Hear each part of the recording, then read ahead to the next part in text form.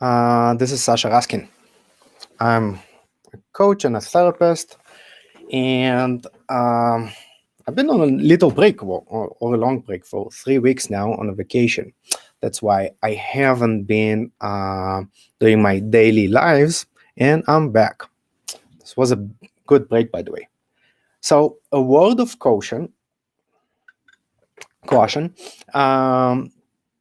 This post might upset you.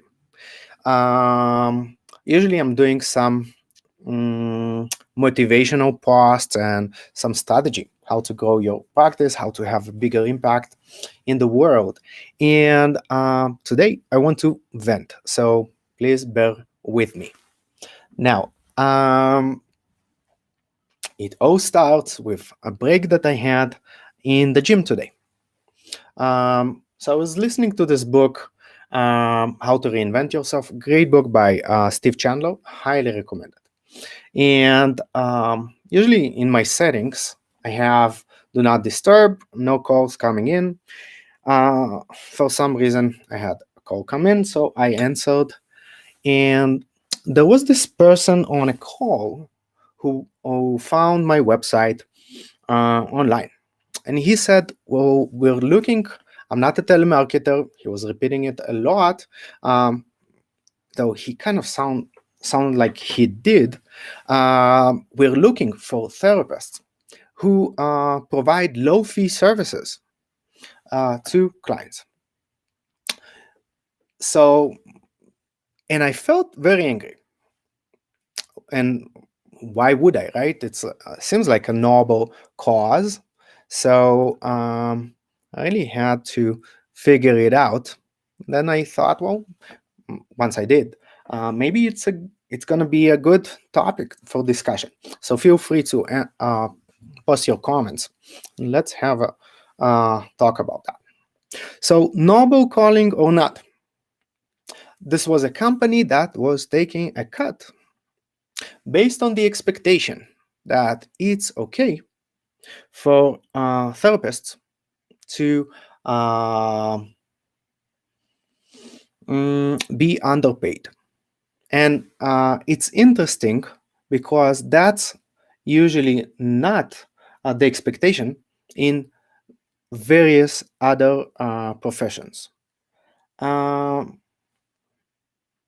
So this person was pretty pushy on the call. And when I said that I'm good, I'm full, thank you so much for offering, he tried to continue the conversation. So my take from it that he was almost expecting me to jump at the opportunity to work with clients at all cost, right? And kind of and be very grateful for it. I think this is actually a representation of a bigger problem. Mental health counselors, at least that's what I think, and many other counselors who I talk to believe as well, are underpaid. And the problem is that it's expected by clients, by mental health agencies, by insurance companies, and many times by clients as well. Actually did an interview. Again, that's not just my take. I did an interview with one of the participants in our private practice accelerator, the 6-figure practice. And I asked her, one of the questions I asked her, what's the one thing that really ticks you off about our industry? And that's exactly what she said as well, that counselors are underpaid, and I'm kind of fed up with that. Now, I know that she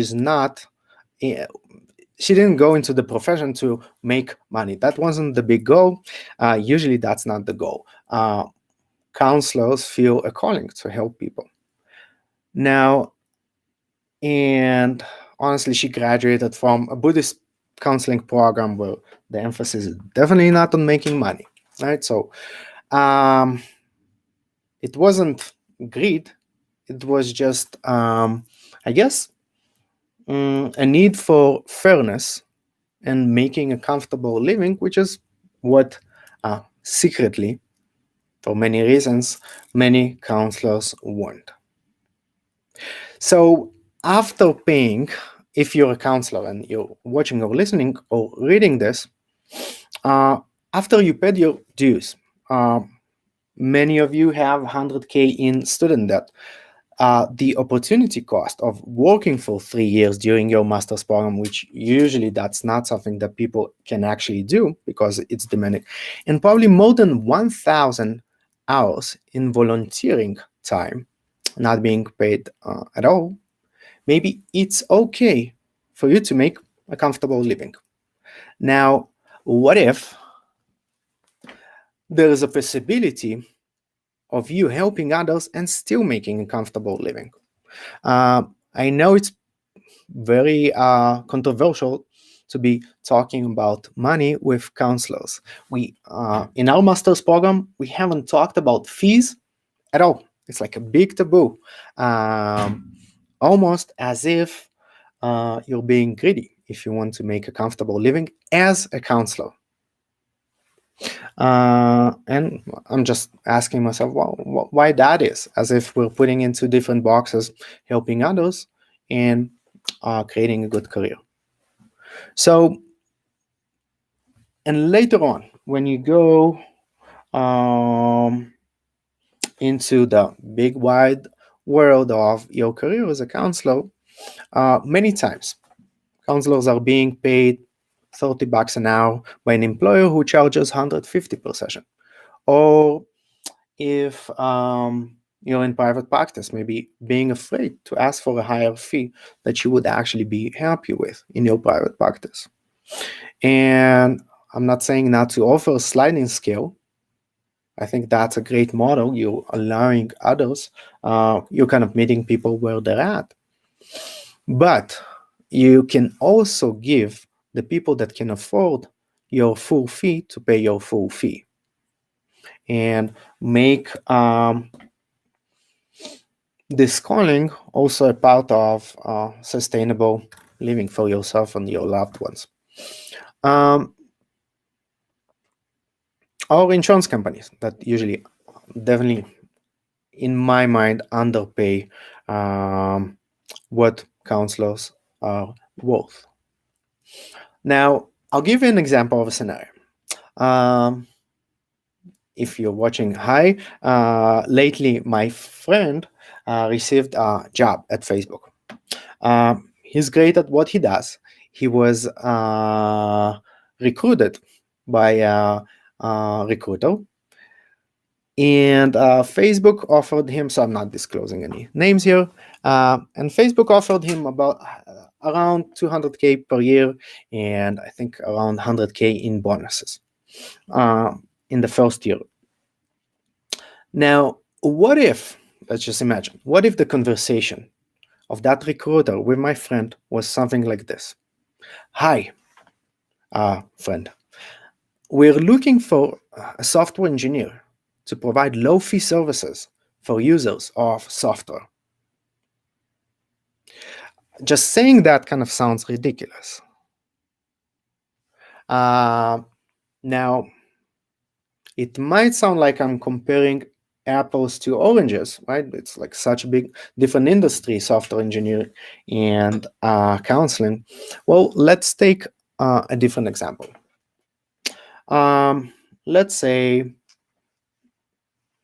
a doctor's office is receiving a call. Hi, we're looking for doctors to offer low fee services for populations.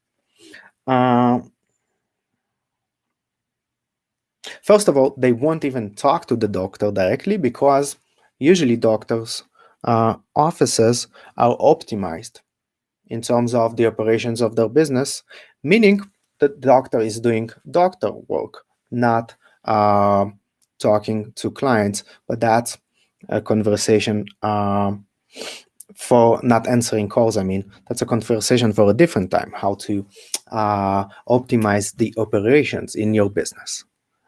So let's talk about an example that's maybe similar or closer to counseling. Same here, like with the doctor's office, doctors are expected to raise, well, it's just a normal thing to raise their fees as time goes by and expertise grows and they take more training and are longer in the profession. For some reason, it's not or frowned upon in the counseling profession. So, of course, there are insurance companies in place that allow providing lower fee services for clients in need, and that's great. I do think that for the insurance prices that people are paying out of pocket just to be on the insurance, insurance companies could definitely pay more for counseling services. So I think it's a problem across the board. So what are some of the solutions?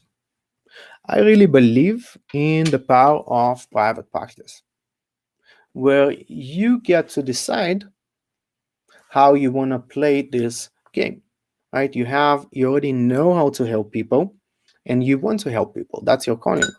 Now, what if you could build your private practice and structure that in such a way that you won't need to be underpaid?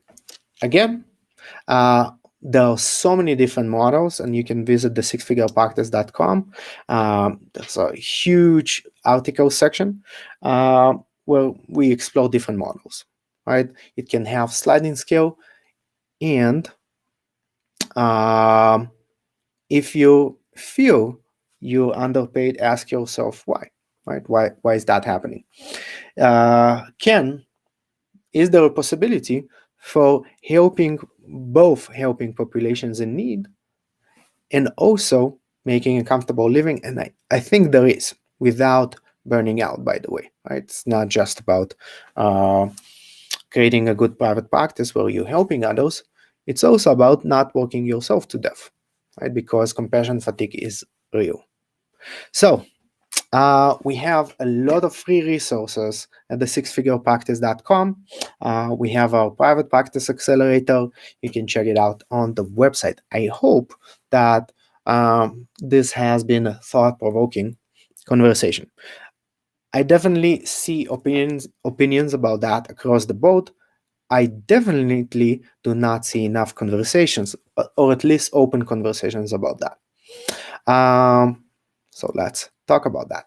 Have a wonderful day. I'll see you on the next talk.